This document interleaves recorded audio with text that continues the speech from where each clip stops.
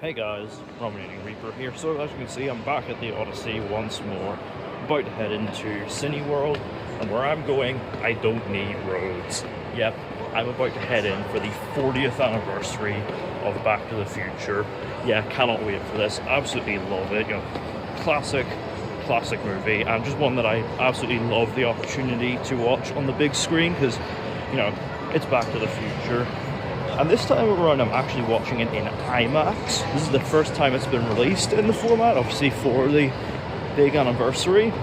So I'm really looking forward to seeing what it's like on the big, massive IMAX screen. But the only way to find out is to head in, get some snacks, and get seated for the 40th anniversary of Back to the Future.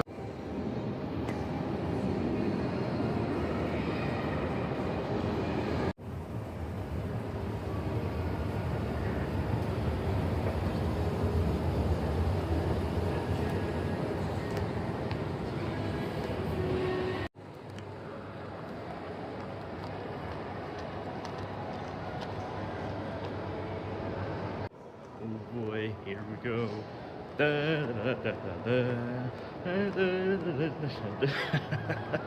Oh boy, can't wait.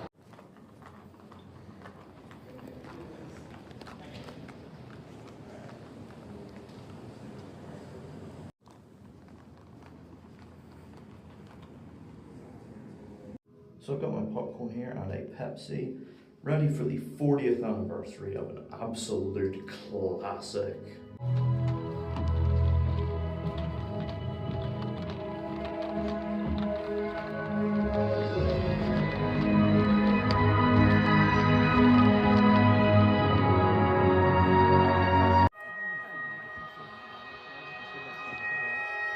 So, Back to the Future.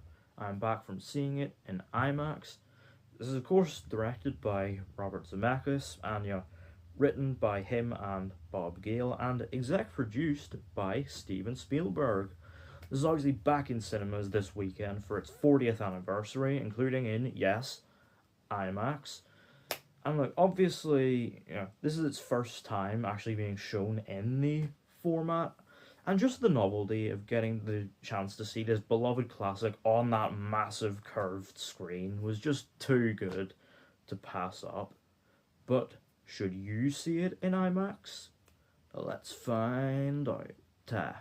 So I'm not going to do a full rundown of the plot, because obviously this is a film that we have all seen countless times before, and I have already talked about it on the channel, but, you know, I just want to talk and say, yes, I do love this movie. It is just fantastic. You know, it gets so much mileage out of its concept. It's funny, full of heart, and of course Michael J. Fox and Christopher Lloyd are great, and it's just so sharply written, you know, and it's so well paced. You know, this runs just shy of the 2-hour mark, but thanks to how good its writing and pacing are, it's so efficient. It just flies by, and honestly feels more like an hour and a half.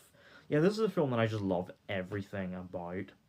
And honestly, I'm going to take the time now to just sort of make a bit of a change to my personal rating for the film. Obviously, I initially had it sat at a 9 out of 10, but honestly, I'm going to bump that up to a 10. Not just because I've seen it in IMAX, you know, but it does solidify that, you know, this is a film that retains every bit of its freshness and thrill every time I watch it. Yeah, this is just quintessential 80s. I love it. But of course, that's not what we are here to talk about. What we are here to talk about is the experience of seeing the film in IMAX. Because yes, of course, this was released in IMAX screens as part of that anniversary reissue. And, you know, would I recommend taking the leap and seeing it on that massive curved screen? Honestly, yes, I would.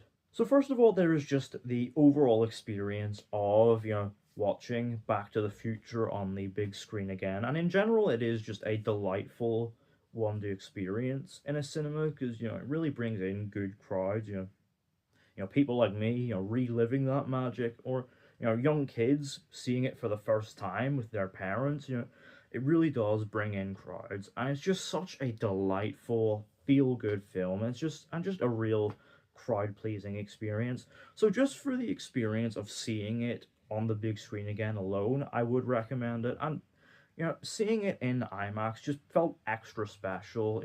It's exactly the treatment that this bona fide classic deserves.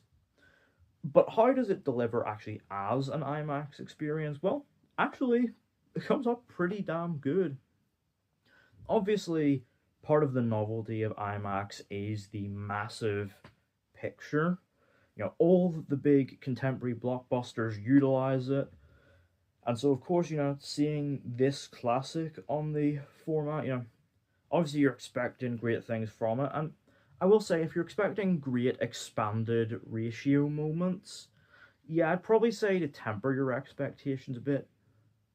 Although, I will say, even without the expanded ratio, the film still looks plenty big.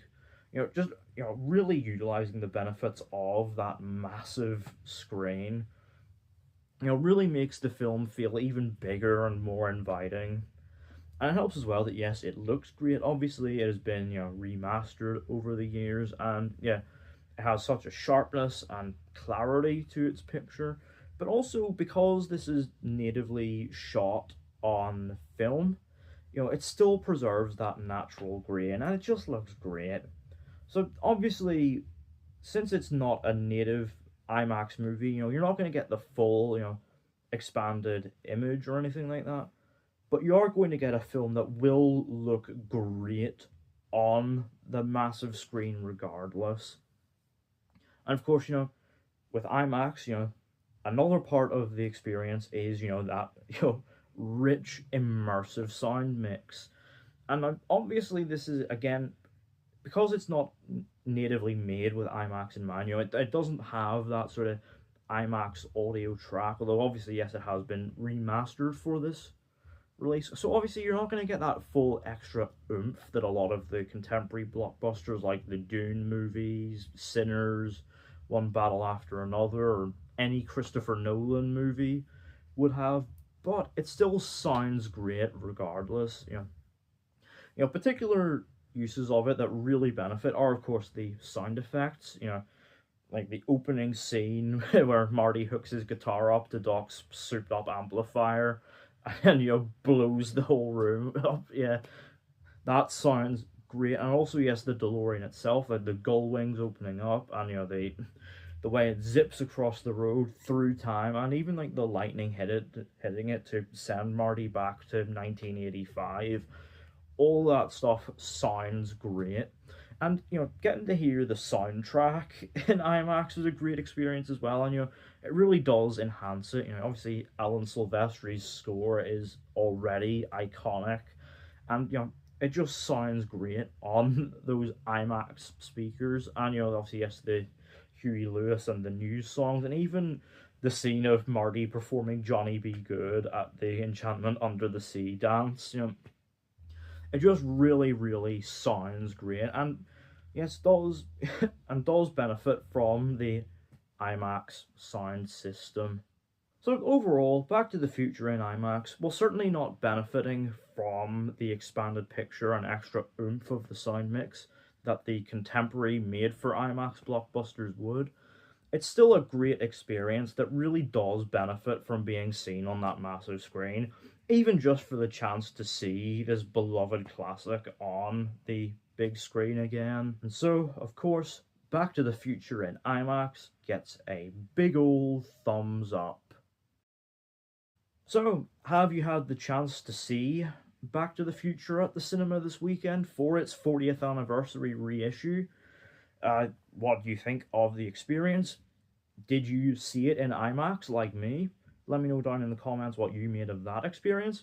Did you take the leap and see it in 4DX? I'd definitely like to hear all the different experiences of people who've gone to see it this weekend. Now, don't forget to hit the thumbs up button if you enjoyed. Don't forget to hit the subscribe button if you're new. And don't forget to turn on post notifications so you don't miss an upload.